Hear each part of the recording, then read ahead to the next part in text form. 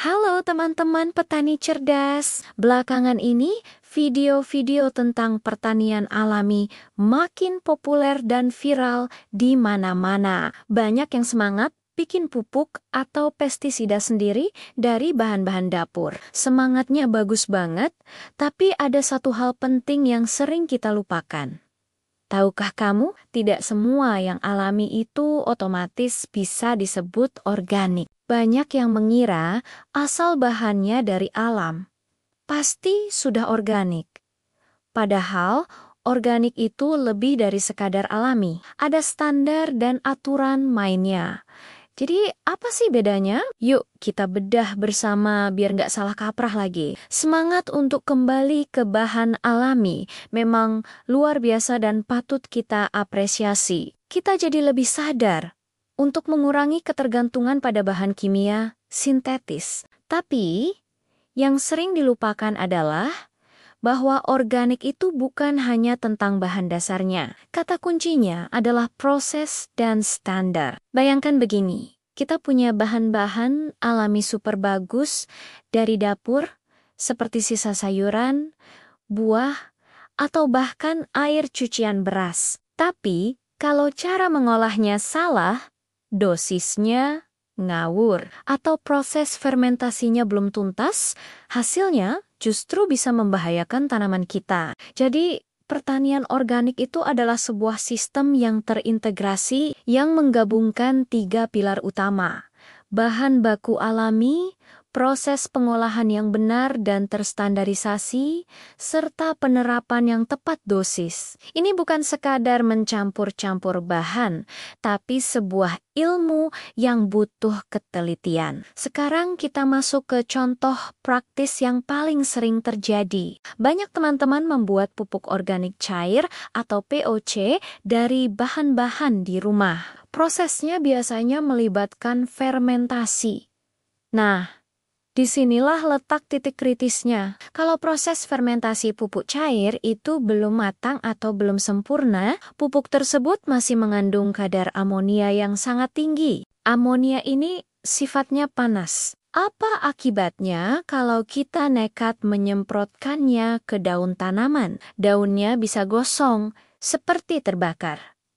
Bukannya subur, tanaman kita malah stres dan rusak. Ini bukti nyata bahwa bahan alami sekalipun, kalau prosesnya tidak benar, tetap berisiko. Fermentasi yang matang itu cirinya sudah tidak berbau menyengat, warnanya lebih gelap, dan suhunya stabil. Pupuk yang sudah matang inilah yang nutrisinya siap diserap tanaman dan aman digunakan. Jadi, kesabaran dalam proses itu kunci. Lalu, di mana posisi pertanian organik dalam gambaran yang lebih besar? Disinilah kita perlu memahami konsep ramah lingkungan atau pertanian berkelanjutan. Pertanian ramah lingkungan itu payungnya jauh lebih luas. Cakupannya meliputi banyak hal, mulai dari bagaimana kita menghemat penggunaan air, menjaga keseimbangan ekosistem di sekitar lahan kita, mengelola limbah pertanian agar tidak mencemari lingkungan, sampai menjaga keanekaragaman hayati. Jadi, tujuannya adalah menciptakan sistem pertanian yang selaras dengan alam dalam jangka panjang. Nah, pertanian organik adalah salah satu metode atau salah satu pilar penting untuk mencapai tujuan pertanian ramah lingkungan tersebut dengan tidak menggunakan pestisida dan pupuk kimia sintetis. Pertanian organik berkontribusi besar dalam menjaga kesehatan tanah dan air. Jadi, bisa dibilang setiap pertanian organik itu pasti ramah lingkungan, tapi pertanian ramah lingkungan belum tentu sepenuhnya organik, karena bisa saja masih menggunakan metode lain di luar standar organik. Jadi teman-teman, kesimpulannya adalah, mari kita jangan hanya sekadar ikat-ikatan tren tanpa memahami ilmunya. Menjadi petani modern yang cerdas berarti kita harus mau belajar dan memahami prinsip di balik setiap tindakan yang kita lakukan di kebun atau sawah. Pertanian yang berkelanjutan dan benar-benar memberikan hasil optimal itu bukan cuma soal alami, tapi juga harus terukur, terstandarisasi, dan bisa dipertanggungjawabkan.